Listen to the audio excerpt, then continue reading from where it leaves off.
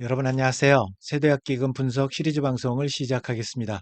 많은 분들이 세대학기금 관련해서 새로운 소식이 들려오기를 학수고대 하실 텐데요. 특히 대법원에서 보유하고 있는 장기 보유 연체 채권 매입 소식을 특히 기다리실 것 같습니다.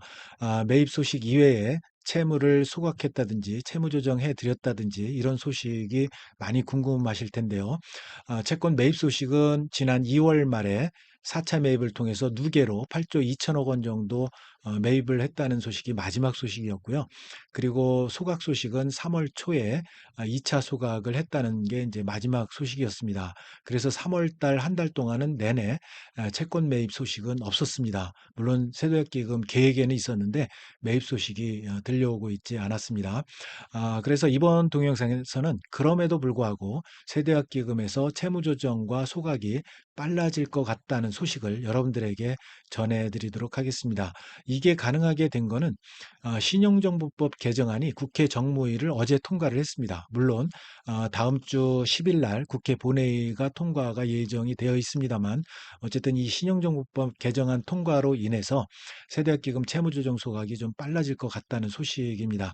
왜냐하면 이 신용정보법 개정안이라는 거는 채무자 동의 없이 세대학기금에서 채무자의 소득이라든지 어, 부동산 정보 그리고 금융자산 또 가상자산 해외 출입국 정보 이런 것들을 수집해서 상환능력 심사에 활용이 가능하기 때문입니다.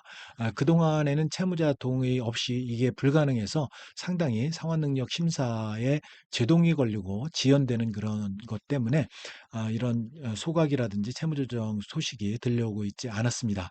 그래서 이번 동영상에서는 이 소식 채무조정 소각이 빨라진다는 소식 여러분들에게 전달을 해 드리도록 하겠습니다. 우선 뉴스를 보겠습니다. 자, 여기 마켓인 뉴스인데요. 세도약기금 빚탕감 시동해서 채무자 상환능력 심사가 가능해진다. 이런 소식입니다. 자, 말씀드린 대로 신용정보법 개정안이 국회 정무위를 통과했고요. 물론 다음 주에 국회 본회의 통과가 예정되어 있습니다. 그리고 세도약기금 대상자는 7년 이상 5천만 원 이하 연체채권 보유 채무자가 대상인 거 다 알고 계실 거고요. 그 다음에 소득 재산 심사를 해서 채무 소각이라든지 조정을 한다 이거죠.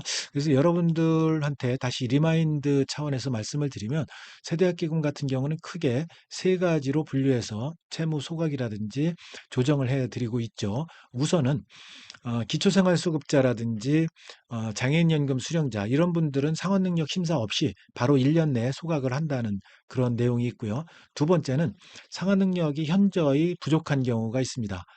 중위소득 60% 초과되는 그런 분들이요. 이런 분들에 대해서는 원금을 80%까지 감면해드리고 최대죠. 그리고 최대 10년 분할 상환 그리고 아, 연체 이자는 전액 면제 이런 것들이 있습니다. 그리고 이제 세 번째가 중위소득 125% 초과되는 분들이 있죠. 그리고 어느 정도 상환 능력이 있는 분들, 이런 분들에 대해서는 추심을 제기합니다. 세도약기금에서 추심 제기하고 상환을 요구할 수가 있습니다. 그래서 중위소득 125% 초과되는 분들은 이거 채무조정 해준다더니 왜 또 추심하냐 이런 분들이 가끔 댓글에 달리던데 바로 이런 경우가 해당이 되겠습니다. 자, 그런데 이제 이 신용정보법 관련해서는 3년간 한시적 특례를 부여합니다. 그래서 3년간만 이 신용정보법 개정안이 이제 활용이 되고요. 그리고 세도학기금에서 이거를 수집해서 활용한다는 사실은 여러분들에게 물론 정보를 이렇게 수집해서 활용한다라는 사실은 통보를 한다. 그런 내용이 되겠습니다.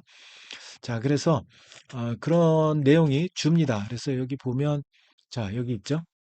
제가 말씀드린 대로 세대학기금이 채무자 동의 없이 여기는 소득이라든지 부동산 소유 현황, 금융자산, 가상자산, 출입국 기록 이런 것들을 수집 활용할 수 있도록 했다. 그래서 신속한 채무 조정뿐만 아니라 채무자의 상환 능력도 강화해서 검증할 수 있을 것으로 보인다. 이렇게 그렇지만 이제 3년간 한시적으로 이렇게 부여된다. 이런 내용입니다.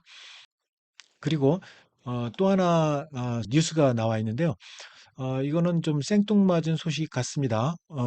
보면 세대학기금에서 6개월 만에 연체채권 8조를 매입했다라는 소식이 어제 4월 2일 날 이렇게 올라왔어요. 이거는 세대학기금에서 6개월 만에 연체채권 8조 매입 소식은 지난 2월 말에 누계로 8조 2천억 원 매입을 했습니다. 그런데 이거를 새롭게 연체채권을 대법관으로부터 매입했다는 소식이 아니라 이런 과거에 매입했던 소식을 4월 2일 날 이렇게 캠코에서 64만 명 추심 고통을 벗었다는 소식을 왜 이렇게 생뚱맞게 4월 2일 날 또 이렇게 이런 소식이 뉴스에 나왔는지 좀 의아합니다. 이런 소식은 이미 2월 말에 이제 끝난 그런 소식인데, 그래서 추가로 대법원의 그 소식, 채권 매입 소식을 전해야 되는데, 그게 여의치 않다 보니까 아마도 이거를 이제 지난 2월 말 소식을 다시 한번 리마인드 차원에서 뉴스에 내보낸 것 같습니다. 왜냐하면 지난 금융위원회 세대학기금 보도 참고 자료 이거 제가 예전에 2월 말에 여러분들에게 말씀드린 내용입니다. 세대학기금에서 이렇게 연체채권 매입을 했다. 2월 말이 마지막이었어요. 그래서 이 소식을 전해드리면서 향후 계획을 여러분들에게 말씀드린 적이 있죠. 그 향후 계획 다시 한번 보겠습니다.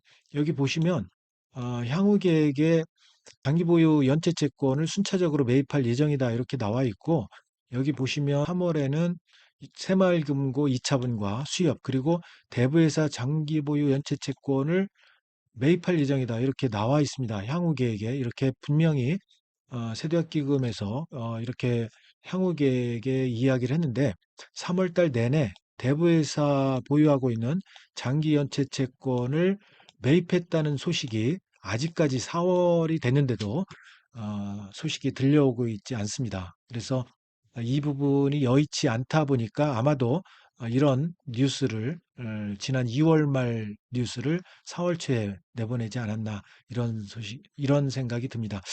그래서 대법원 채권 매입 소식이 하루빨리 들려오고 또 소각이라든지 채무조정 소식이 하루빨리 들려왔으면 하는 그런 바람이 있습니다. 좀 정부에서 좀 더 적극적으로 대응을 해주기를 바랍니다.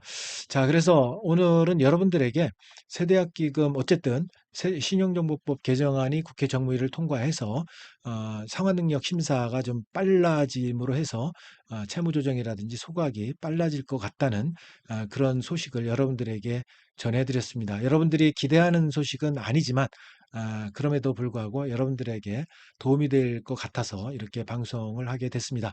내용이 마음에 드셨다면 구독, 좋아요 부탁드립니다. 여러분, 감사합니다.